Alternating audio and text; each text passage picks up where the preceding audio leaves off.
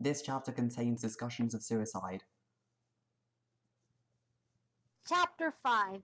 Your eyes have been closed.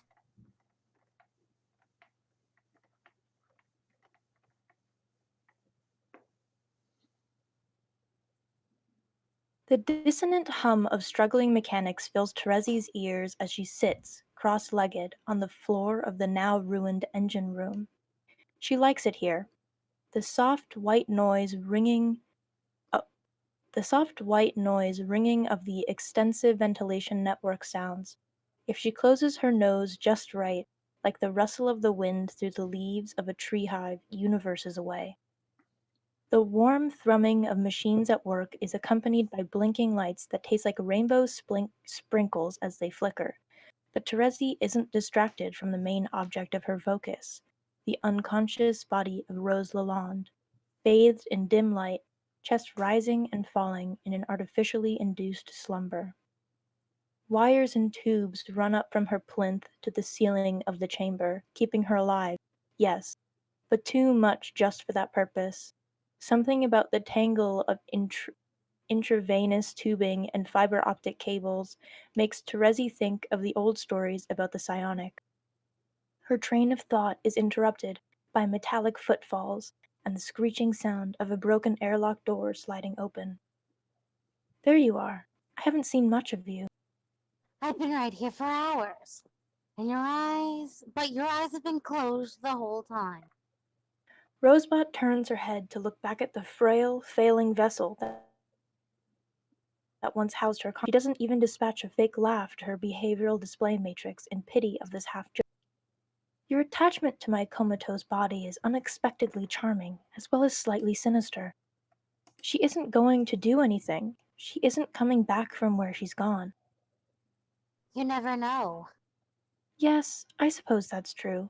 Anything can happen. You can't see the future, etc., etc. Except I can. I can see the trajectory the story needs to take, and thus I know the trajectory it will take. And resurrecting my meat puppet would not only be difficult to the point of being worthless, it would also be extremely lame. Not that it would be out of character for the story. We live and breathe on the stupefyingly mind-numbing, the mind-numbingly stupid. But then we begin to veer towards disillusion, yes, yet again. If what you're saying is true, if the story has been compelled to be canon, do you really think Dirk is the type to tell a compelling story? His taste in anime alone is concerning. I did enjoy the one about the horses, though. I don't think that counts as anime, but that's why we're here, isn't it? To steer the story the right way. I guess. But you're not enthusiastic. Playing with the whole world like it's some kind of squeaky looses toy does sound like it has its moments. I mean, my friends wanted to rule your little world, petty tyrants after we won the game ourselves. But do you think that would have been for the best of you and all the other mammalian weirdos on your planet? It didn't happen because it didn't happen. If I have to hear one more Tautology. tautology from either of you, I'm going to move to the woods and plague your new society as a hermit bog monster forever. See? That's more the spirit. Become as myth, Terezi Pyrope, the troll under the bridge you were always meant to be. The village chalk supplies would be ravaged. Townsfolk will tell their children scary stories of the terrible dragon hiding in the woods. If they're not good, she might emerge from the swamp and moralize at them. Just because you've elected to abandon the concepts of good and bad entirely doesn't mean I don't still have moral reservations. And this isn't about that. I'm talking about the basic ability of intelligent beings in all real and hypothetical planes of existence to give a shit. I don't think I don't give a shit. I honestly have I honestly have a hard time understanding why you do. Where did this come from? You didn't do much world building when you fucked off for tons and for eons and let chess people build your planet. That approach failed. Without an organized antagonistic force, the planet became fundamentally unsuited to relevance. Its dissolution was inevitable, and our fellow victors couldn't or wouldn't see. We only know of one way to perpetuate canon for sure: to play and defeat the game and continue the life cycle of the Genesis frog we cling to parasitically. This obviously has destructive consequences. Ones we spared the Earth by becoming here and starting from a blank slate. Now it is protected in the steady hands of a duly elected ruler, sure to have a boring and uneventful perpetual term in office. Blah, blah, blah. Do you feel bad about how much guys with big teen failures and want another flip of this coin? No, I don't feel bad. I don't need to bargain with the past or question it. Everything that happened brought us here. An imperfect mechanism, to be sure. Rusting in points, barely functioning in others, occasionally relying on the labor of strange clowns. As the sheer number of doomed universes our actions in the game spun off should know, we barely understood the design at the time. Truly, we stumbled through the tape of the finish line ass first, cheating all the way. But there was no table of judges waiting to adjudicate our performance by holding up little placards with numbers on them. We are the observers, and we are the judges. We won, and to the victor go the spoils. If you want a hand in making the rules of this world, then don't storm off. You're trying to lead me to accept your moral framework. What if no one should control the universe? Well, we fought against those monsters who converted power into control. And not everything we lost fighting them was a mistake. There was a lot of sacrificed for this idea of good. What's the point in continuing the story if that was meaningless? If fluent English just holding up the world, if it takes acting like him to keep it alive, wouldn't it be better to just let it die? Rosebot looks over at the plinth where her body sits, kept alive, sure, but atrophied and weak, dependent on this machine to continue projecting consciousness to the abiotic enclosure keeping the realization of the ultimate self from tearing her apart. Wouldn't it be better to just let it die? Terezi isn't asking new questions. Rose had first threatened suicide when she was 8. She couldn't bear the thought of attending the funeral her mother was organizing for her beloved cat, Jasper's. When she was 10, she put on her coat and stood in whipping winter winds on the balcony overlooking a frozen waterfall, imagining the plunge with a blank expression on her face, eyes stinging from the New York cold. Her mother had drunk herself to sleep with the vacuum on again, the mechanical wailing inside playing a chord with the gale outside, inescapable. But her first, and only, real attempt was a success. All these thoughts cross her mind in a microcycle. Explaining things to someone not aided by the exponential increase in processing power Rosebot has is tedious. Terezi's hesitation won't be swayed by explaining more of the universe. There's another source at work. Not to be indelicate, Terezi, but I have wondered something. Yeah, it would be completely unlike you to be indelicate. I'm being serious. You said it yourself, that you don't give a shit. This melancholy, this meaningless you're feeling. I think there's another explanation for it. One having little to do with the structural soundness of our plan. I think there's a psychological explanation at work here. Of course you do. You think there's a psychological explanation for everything. And all it has to do with mothers and repression. Your mother was an egg. I recognize there are limitations at play here to the human experience, but I don't think it requires a great deal of insight, even though I do, in fact, have a great deal of insight, to recognize that you are fucking depressed. And thank you, Dr. Science. Let me take out my human checkbook and pay you for these invaluable human insights. Discovering that there is a problem is the only way to solve it. The constant insistence that everything is as it ought to be isn't just counterproductive, it's pathetic. From one seer to another, we both know how bad you've gotten in the past. Or, if not in the past, in some past. I have no desire to meet that Terezi, no matter how doubtlessly sticky and charming she might be. Not every bad feeling is a syndrome. Just because I do things differently than you doesn't mean my brain is broken. That's not what depression is. Oh my god, I don't care. Stop trying to get through to me, or whatever else you think is happening here. We aren't friends. Go ahead and do your arts and crafts project with lies. Shockingly, Terezi, I'm not asking you for your permission or your blessing. I need neither. I was offering a reprieve from the monotony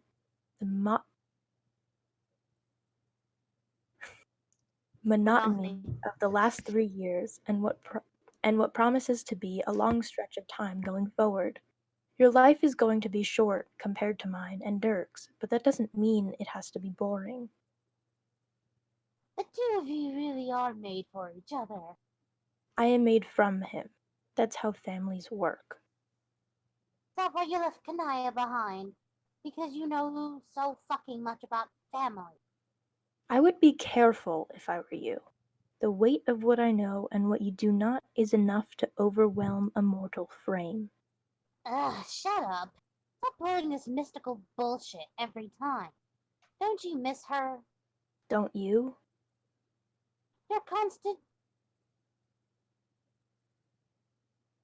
deflection is as pointless as it is.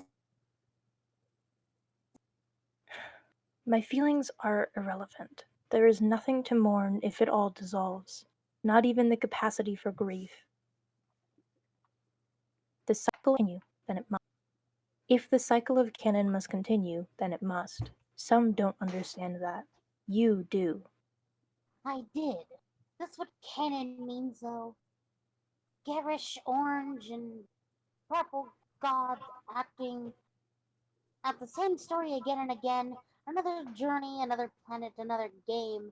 I grew up thinking I had to throw away everyone and go jet off to space. It wasn't good or evil. It was just easy to justify just what would happen. It was essential.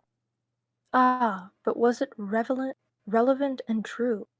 This isn't the same and you know it. We see things, or see things, the way that they are. We are obliged to act, to save the concept of meaning itself by continuing to spin the narrative loom into new tapestries. I used to enjoy talking to you, you know, when I thought this was what you wanted. What can I just couldn't understand? That we had to do this. Now I can't tell. Did you want all this? Or did the prince? Abruptly, Terezi is lifted from the ground with a glidingly smooth, effortless motion. Metal is so much stronger than flesh. She flashes a sharp-toothed grin as her feet dangle uselessly in front of the lithe metallic form of her counterpart seer. Inspiring a reaction like this from Rose's robotic placidity has been like squeezing blood from a stone on this years-long journey. Delicious, candy red blood. I have complete recall of every sensation my body experienced. I can simulate and have simulated cherished and tragic memories in their entirety. They flood my circuits with feeling, more real than flesh could ever be. A direct contact between mind and memory. Is this what you want to hear, Terezi? That I can replay the complete sensory experience of my first kiss 100 times in a single clock cycle? Do you want me to rend my garments and wail at the tragedy of it all? Play victim, damsel in distress, leak lubricant from the joints of my eyes to simulate the tears I can no longer shed? I know what I have lost. I have taken a full account of it. I cannot and will not forget it. But to cling to it as it faded to nothing would be a meaningless capitulation to entropy. Someone must sit atop Olympus and propagate the fabric of reality upon which these memories sit. That is the task we have taken on. The game does not feel, the game does not mourn. The game must be played, and we must guide those who will play it better than we ourselves were guided. Just as I have remembered the good, I can recall the terror that consumed me and overwhelmed my body, the visions of disillusion, the narrative unspooling, 1,000 voices shouting contradiction. What value is a marriage, temporary domestic bliss, if it is all lost? You understand this bargain? At least you should. It's one that was made to leave you alone. Is your resentment towards my choice about Kanaya or about Bonk?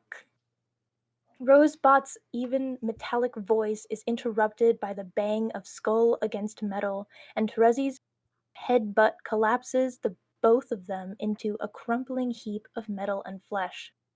That was a step too far. Tensions that once simmered under the surface have found the catalyst for a boil. Terezi and Rosebot's repartee of words is replaced by the dissonant notes of clanging and smashing as they roll around on the floor of the crashed Theseus central chambers, throwing punches and smashing into control panels in a crescendo of chaos. This is more than a sufficient distraction from the melancholy Terezi was sinking into. Her senses are alight. The whir of servos and actuators are a dusting of snow on her hearing, undercutting the percussion of the rolling wrestling match. The orange cloth she's ripping and scuffing suffocates every breath she inhales with the sweetly acidic taste of grapefruit and tangerine. She imagines anger pouring from the glassy red eyes as they roll over one last time. Rosebot pinned to the ground by the throat. A cool, metallic knee is pressed hard between her legs, holding her down. A natural pause in the staccato squabble is found, and two pairs of red each other. Terezi's breath rises and falls, deeply. The robot's intricately crafted torso does not stimulate breath, but the soft, surrentious purr of cooling fans betrays the tension.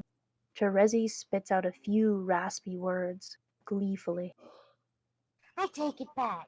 Turns out I still enjoy talking to you. A simulated smirk is summoned into being on the robot's face. A voice file plays in high fidelity. Back to our usual stimulating dialogue, it seems. Rosebot leans in close. Terezi can smell the licorice black lipstick, the same kind as always, applied now to synthetic polymer lips inches away from her own.